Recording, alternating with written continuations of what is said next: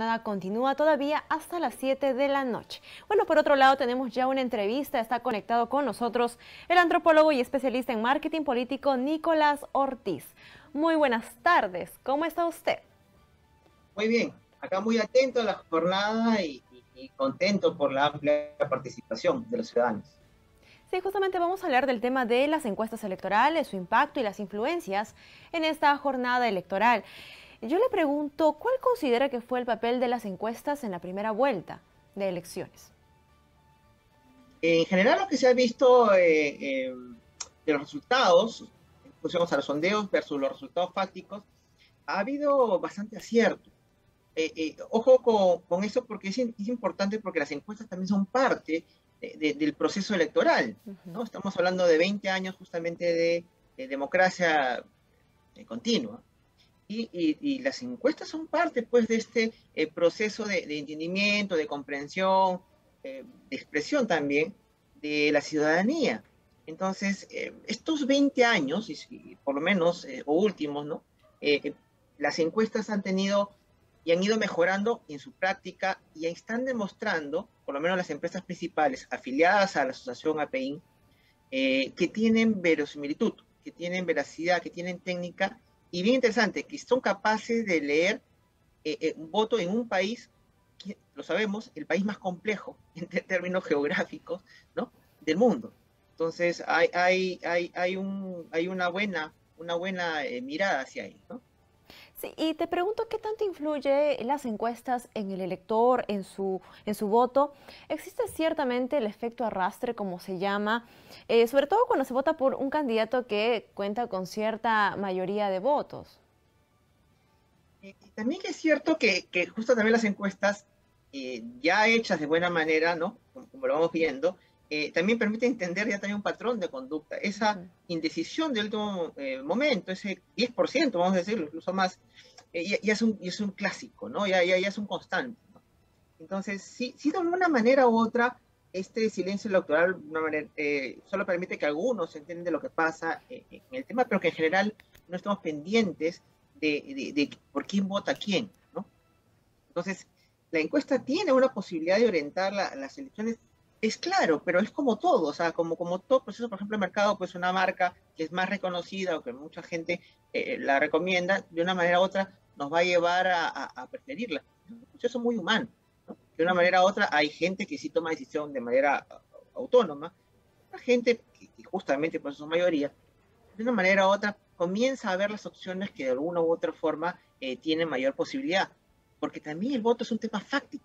O sea, no solamente es un tema de por quién quiero votar, sino también pues de la posibilidad real de gobierno. Y creo que una buena mayoría de electores también toma decisiones no solo ideológicas o sentimentales, sino también pragmáticas, ¿no? Y la encuesta, de una manera u otra, termina contribuyendo a eso, ¿no? Sin quererlo, posiblemente. Muy bien, y ahora para realizar unas encuestas, ¿de cuánto es el muestreo de personas que se necesita para tener resultados más próximos a la realidad?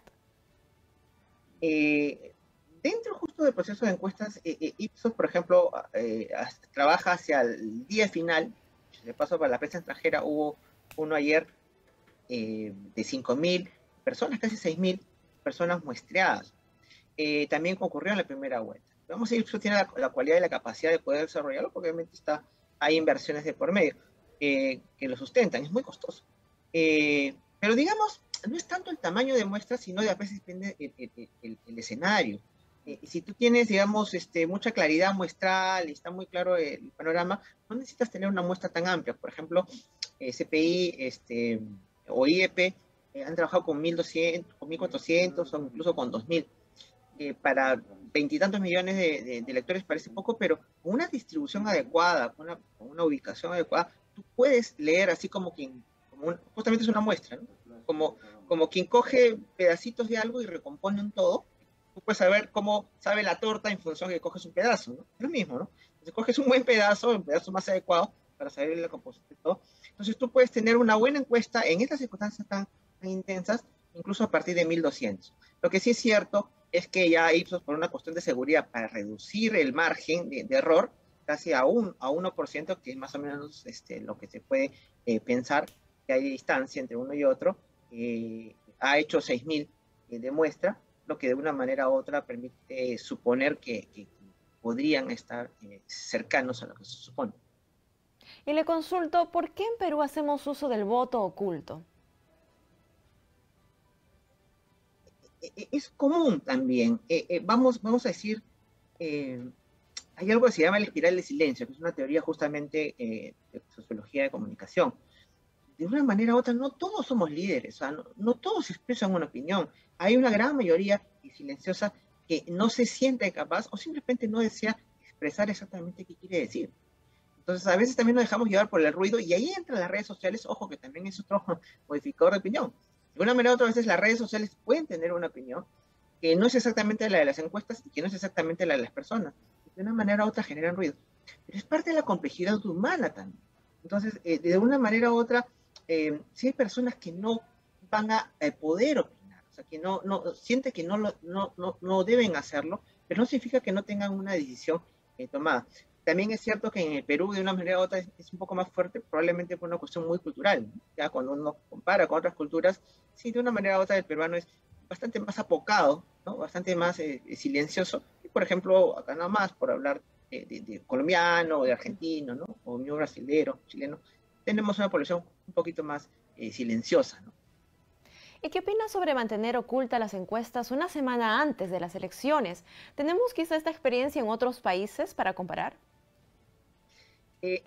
También es cierto que estamos en un contexto justamente de meto a las redes sociales porque las personas que están, digamos, informadas o enteradas o al tanto del proceso, ya han ido manejando información.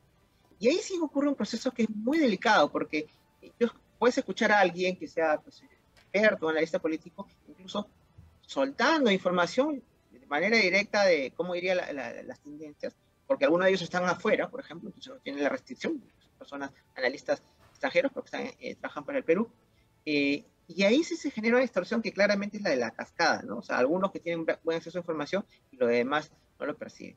Creo que debemos pasar siempre hacia lo que es una sociedad abierta y transparente, claramente convencido de lo que es la libertad y que ésta se reposa en la capacidad de decisión e información que tiene el usuario, en este caso más el votante. Mientras más amplia sea la libertad, mientras más amplias sean las capacidades de decisión que tienen las personas, efectivamente tenemos un voto más empoderado y tenemos una sociedad más abierta, que claramente de eso se trata en una decisión política. Cuando hablamos de votar por uno o por el otro también, de una manera u otra pensamos pues, que es un sello mi voto y me olvido, no. Es una sociedad ya abierta, porque es el contexto en el que estamos. Entonces yo sí creo que lo que se llaman ya restricciones ya no deberían haber, más cuando hay una multiplicación de comunicación. Ahora mismo estamos en una entrevista a través de una red social irremediablemente hay riesgos en la libertad, pero casi siempre es el camino al que se debe tomar, ¿no?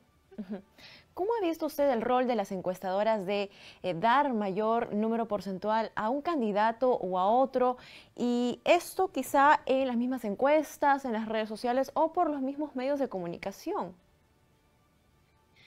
De una u otra forma, a ver, si las encuestas, digamos, funcionan de dos maneras. Una cosa es lo que el elector dice y opina, y hay distintas técnicas. Una ha sido telefónica, por ejemplo, que de una manera u otra permite que yo pueda alcanzar a poblaciones muy distintas que no están juntas, y otros son presenciales. ¿Qué permite, por ejemplo, la telefónica? Una telefónica permite que yo no puedo viajar por dos personas de una muestra, imagínate, a Guepí, ¿no? Que es el extremo de Perú, porque es un viaje bastante largo, casi hasta después de 8 días.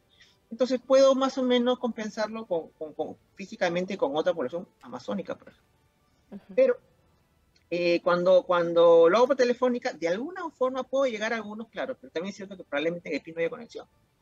Entonces, cada técnica te permite una medida distinta.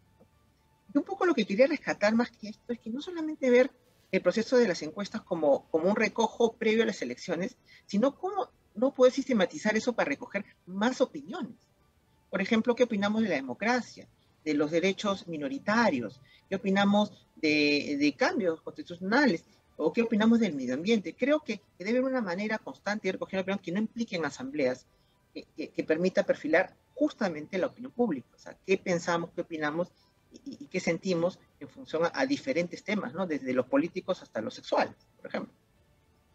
Nicolás, se nos acabó el tiempo para esta entrevista. Muchísimas gracias por acompañarnos en esta tarde. Gracias a ti. Muchas gracias a ustedes. Muy bien, tenemos ahora un enlace en vivo desde Tacna con nuestro compañero Cristian Palacios.